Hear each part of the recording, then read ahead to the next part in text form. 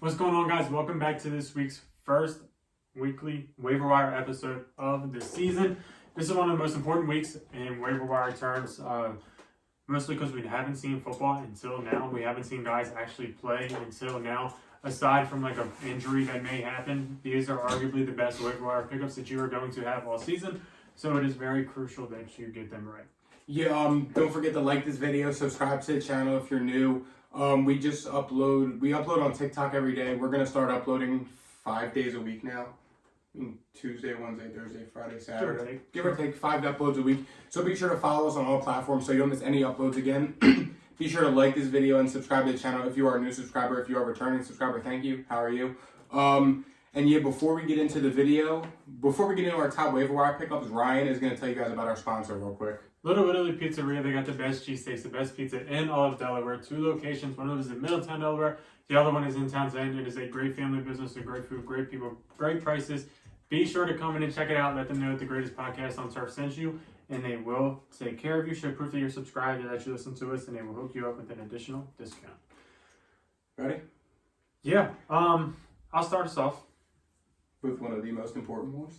With one of the most important ones. I'm not sure why these stats are from old, but it's fine. We ball, you know. Yeah. First guy I'm going with is Mr. Julio Jones himself. I know he didn't do too much in week 1 in terms of like actual production, but he did look really, really good. He looked really fast for being Julio Jones. He almost looked like Julio Jones. He's probably not going to be Julio Jones. He's not just sitting there on the waiver wire to be a top 5 receiver like he was before, because that would just be way too good to be true. But if he's out there in your league, which he is out there in about 40% of leagues, I think that he should be a priority pickup. Chris Goblin is hurt. He is expected to miss more time with the hamstring issue. The Buccaneers rushed him back, which they shouldn't have. Just like we said, only everybody listen to us. When players get rushed back, they tend to hurt something else because they put more of a strain on different parts of their body. Yeah. Now Julio Jones is the number 2 in Tampa, and he is going to be Tom Brady's number 2. And they look pretty good, week 1, considering they have no relationship with each other. Yeah. Tom Brady was on the Masked Singer, so he was not in a training camp with Tampa Bay. He was not throwing passes to Julio Jones until now, basically. He's never thrown to Julio Jones before. He's now on his team. Week 1, 3 receptions for 70 yards. I mean, it's not bad. It's not bad at all. 5 targets, which also ain't bad at all.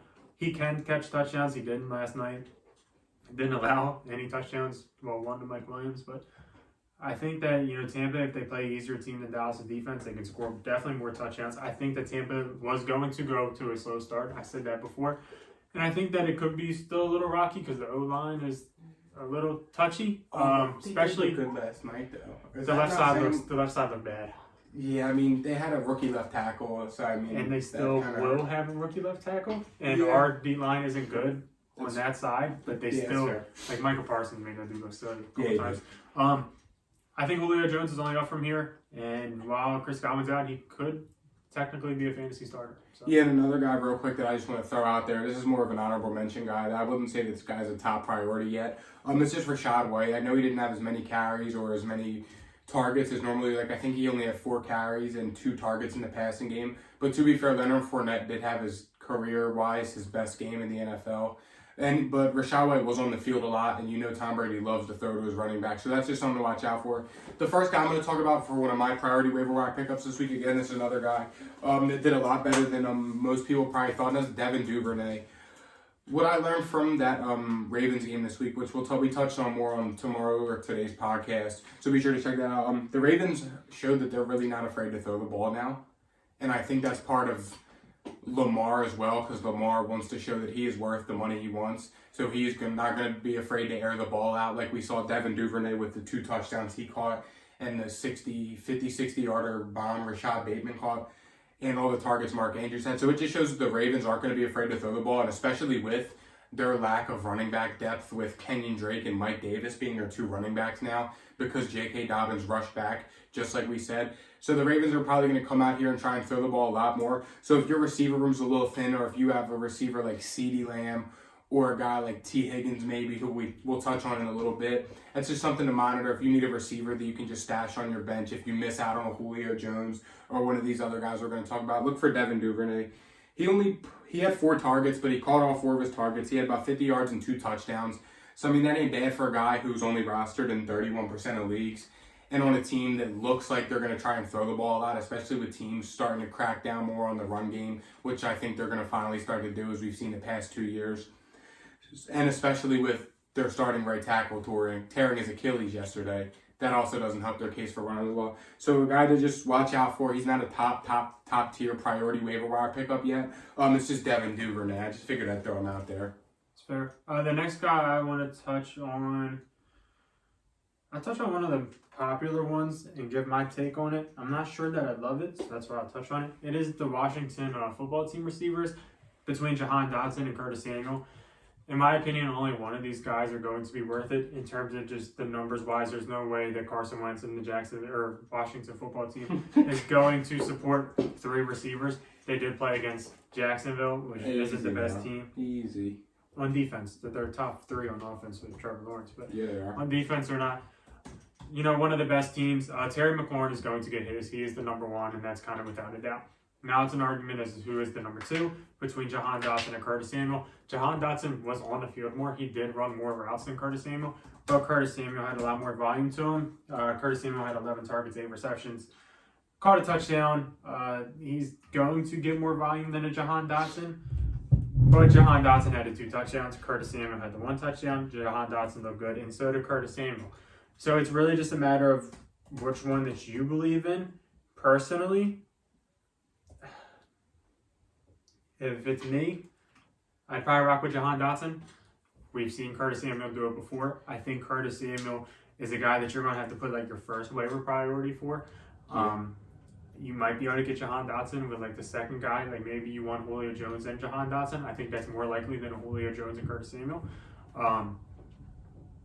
So it's more likely that he will be on your team. I'd rather have Julio Jones and Johann Dodson than Curtis Samuel and like a Tyler Boyd or something like that. So I would go with Johann Dodson, go with the rookie, go with the guy that we haven't seen before that got 2 touchdowns, and possibly it could work out. But they are popular waiver pickups this week. One of them, I think, will work out. It's just a matter of which one you believe in. If you want my opinion, it's Dodson. Yeah, I have to agree with you on that. I like Dotson, and I think the fact that Dotson was a highly touted, I think, what was he, the 17th pick or 11th pick? I think he was in the teens, I think. He was 7th. No, did they trade up for him? No. I'll look it up. I was going to say, look it up. But no, I mean, with Dotson being a first-round pick, I think I think he has a little more in terms of, like, team value, I guess. Like, they're going to look to target Johann Dodson, who was their first-round pick, who they did kind of get scrutinized for, just because some people, 16. Some people thought it was a little early for him with some of the other receivers that were on the board. But with the game he had yesterday, it shows that they potentially got their guy. The next guy I'm going to talk about is DJ Chark. DJ Chark Jr. had a whopping 8 targets, hauled in 4 of them. He had 52 yards and a touchdown. Now I know he is a Lions receiver, but if we're being honest, the Lions offense really didn't look all that awful yesterday. And their O-line has been proven to be good. Yeah. So, I mean, that just opens up the room for a lot. I mean, we kind of saw a lot of guys eat in that offense yesterday. Now, I know it is the Lions, but, I mean, DeAndre Swift had a great game. Jamal Williams, I'm sure, had a touchdown, and he was in 2 touchdowns. Amon-Ra had 8 catches and a touchdown. DJ Chark had a touchdown. Now, I'm not going to sit here and tell you guys that the Lions are going to go up and score 35 points a week. Is it possible? If they play Philly, yes. Yes. But now DJ Chark, another guy just to watch out for. This is kind of this is starting as a receiver-heavy episode. But when I look for receivers to pick up on the waiver wire, I look at targets. Yes, it was week 1. Yes, they were in a shootout, so they were throwing the ball a lot. But 8 targets with your first game on your new team with a crucial drop early in the game. Jared Goff has some trust in DJ Chark, and as teams start to key on Amon-Ra St. Brown a little bit more, that's just going to open up the field for DJ Chark to get some targets and prove why they bought him in, because he's kind of on a prove-it deal, 1 year, $10 million. And I think that he'll have a bigger part in this offense up until Jameson Williams comes back, which we still really don't know much about. So again, if you're looking for some receiver depth, I would target DJ Chark this week. I know I'm targeting him personally. But yeah, I mean, DJ Chark is a guy, again, a lot of targets, caught a touchdown, and the volume's only going to go up. I'll keep the train rolling on the receivers. Do another one. I'll just make this one quick, and then I'll do another one. Go in depth. Tyler Boyd. Probably wait for news on T. Higgins first. Yeah. If T. Higgins is out, Tyler Boyd is a smash pickup, and you can start him this week. Tyler Boyd has proven that he is really good with T. Higgins not on the field. Yeah. And that's rightfully so. He is a stud receiver. It's just a matter of there's too many of them. So can't really trust them when T. Higgins and Jamar Chase are there. But if you're in a deeper league or if you're he's most likely available in like 10-team leagues. Especially if you're the T. Higgins owner and he's going to miss this week, you can definitely go with Tyler Boyd and feel pretty confident in him to give you decent numbers. The next guy I'll talk about and actually give a more in-depth opinion on, it is Joshua Palmer. I know Carter did better for the Chargers than Palmer did, but Carter had way less snaps, way less routes run, and that means essentially Joshua Palmer was on the field a lot more. If Keenan Allen misses time, Joshua Palmer can be the number 2, and having the number 2 on the Chargers isn't a bad thing. After what I saw yesterday, I want all parts of that Chargers offense. Yeah, so having the number 2 on the Chargers definitely isn't bad at all. Yeah, I'm going to stick on the Chargers train and go another guy. Gerald Everett, he was one of my fantasy football sleeper tight ends. He had 4 targets, 54 yards, and a touchdown. Justin Herbert, when he was scrambled, when the Raiders' pressure started to get to him, he was moving in around the pocket. Gerald Everett found his way open. Now, I know that Trey McKitty and the other tight end, they had some catches and stuff too, which is kind of a blow. But they did bring in Gerald Everett for a reason, and it just goes to show that Justin Herbert, like I said, will target his tight ends no matter who it is.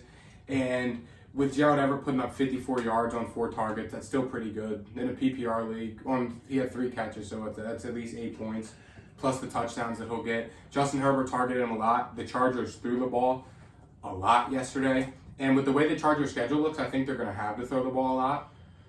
In that division, yeah. And especially because, their defense looked good, but it was still a close game. So, if they stay in these close games, they're going to have to be throwing the ball. So, I want all parts of that tight end, especially because the Chargers' O-line still has some holes in it. Right tackle, I know is kind of a hole. So just be on the lookout for that. Gerald Everett, again, he was one of my sleeper tight ends. And I know tight ends are a very, very hot commodity, and it is already week 1. Yeah. As a unfortunate Dawson Knox owner, I'm living it, so. You can hold on to Dawson. I know. Gerald Everett, ladies and gentlemen. Gerald Everett. Next up, time for the running backs. I'm going to talk about this guy. I'm not sure how much I love him, but got to talk about him. Jeff Wilson. Nice. In theory, he is going to be the main back for as long as Mitchell, as long as Mitchell is out. 6 to 8 weeks, I believe it said, a couple months. Do I love this pickup? No. Do I understand that running backs are very scarce? Absolutely. Yeah. And what's that causing? If you need a running back, if you have Elijah Mitchell, I don't really see a world where you can't pick up Jeff Wilson. The reason being, he's going to get the most touches on the offense in terms of running the ball. Deebo Samuel's going to get more. Trey Lance is going to run the ball more. The rookie's going to run the ball more. But Jeff Wilson would be the lead guy in this scenario. It's not a high upside play. I don't see him winning you any weeks. But the hope is that he can get you 15 touches secured, possibly a touchdown. It's safe. It's not great. It's not a lot of upside. But, Najee Harris, Elijah Mitchell, and Kamara might miss a week with ribs. And there's probably more that I just can't think of. I know Joe Mixon got banged up at the end of that Bengals game because some IDT run played for pretty much the whole overtime and the whole end of the fourth quarter. Mixon looked like he was nursing his ankle or his foot or something. Yeah. So that's just another guy. And even with the Ravens running back situation, if J.K. Dobbins misses another week, that's a lot of people need running backs. Potentially a running back need for you. Jeff Wilson, you ain't gonna love it at all. No, He might be able to just get you through. Yeah. I'm just going to throw out a couple running back names here. I got one more to talk about. What you got doing? Which one? Hilliard. Okay. Nah. These are I know these are some I'll start with the least ugly name, Jamal Williams, guy who we kind of touched on earlier. He's rostered in 47% of leagues.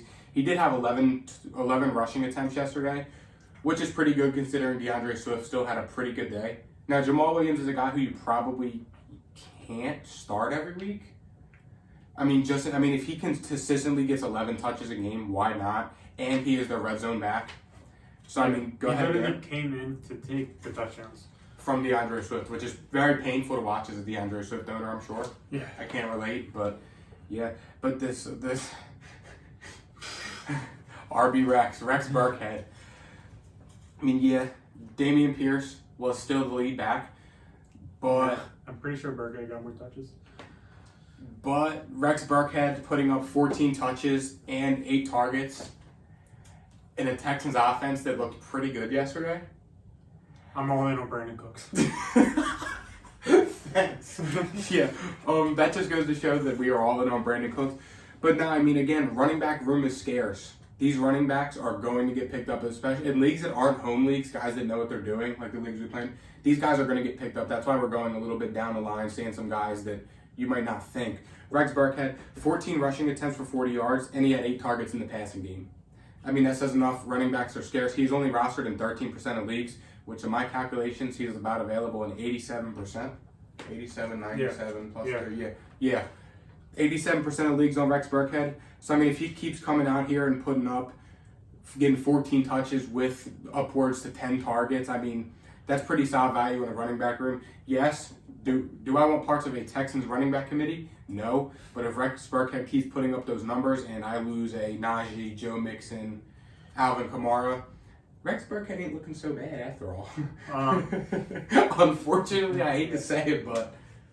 Next guy I'm talking about, this guy didn't get a lot of touches at all. It's Dontrell Hilliard of the Tennessee Titans. Oh my God, as a Derrick Henry owner, it was hard to watch. Yes, it was hard to watch. Derrick Henry's still there, and Derrick Henry's still the man. I know. But I think that the Titans, we could see a change in offense to something similar to the Cleveland Browns, and I wouldn't blame them for that one bit. No. They don't have a great receiving core. The quarterback can't air it out. So what do? You give it to your best players. Derrick Henry is their best player. Dontrell Hilliard was the most efficient running back last season in terms of his limited carries. He turned his carries and catches Sunday into touchdowns. So he got the ball 5 times and he got 2 touchdowns. Could it be a bust pickup? Absolutely, 100%. Yes, it could. Could he be the next Kareem Hunt in this situation and you could get flex value out of him? Absolutely, I can see it happening. If Derrick Henry was a missed time, I'm throwing him in and starting him every single week. His stock goes way up. Might you go down? Well, just straight, like it's like it goes. If Derrick Henry misses time, Dontrell Hilliard literally goes from like this to this. Yes. Like a fucking hand race. And then I'll say 2 more guys that I don't think he was going to say. Khalil Herbert. He's better than David Montgomery. It's just a matter of time. Is he good? Listen, he's on the Bears. Is the coach going to be smart enough to realize it? Hell if I know. Khalil Herbert's definitely better though. And if you have the space, go ahead and pick him up. Yeah. Isaiah Pacheco, if you have the space, go ahead and pick him up. I have 2 more guys. Yeah, I wasn't in it. I know Clyde Edwards-Helaire got 2 touchdowns, but he sucks. I'm sorry, he sucks. I mean, we've been saying that for what, 2 years now? It's a matter of time. But between Herbert and Pacheco, it's literally just a matter of time. It might take a while. And I mean, if you have space and your team is that good and you're lucky enough to not battle injuries and you can hold them both until that time comes, you got potentially 2 league winners. Or I would probably just hold one of them. Yeah. I just hope. If you had to pick one of them, who are you holding out of the 2? I think Herbert. I think so too. Because Pacheco might not even be good. That's but fair. I know that Herbert's good. Yeah, that's fair. So that's where I'm at. Yeah, no, there's 2 more guys I want to talk about. Just I'll throw it out there. O.J. Howard. He was tight end 1 for the Texans yesterday. He only did have 2 targets, but they both were for pretty big touchdowns. So that's just something to look out for. And the final guy, a guy who I really like a lot and a guy who I'm targeting a lot, he plays for my Jacksonville Jaguars, Zay Jones. I know the Jags receivers sold them a lot yesterday. I know Travis Etienne almost got murdered.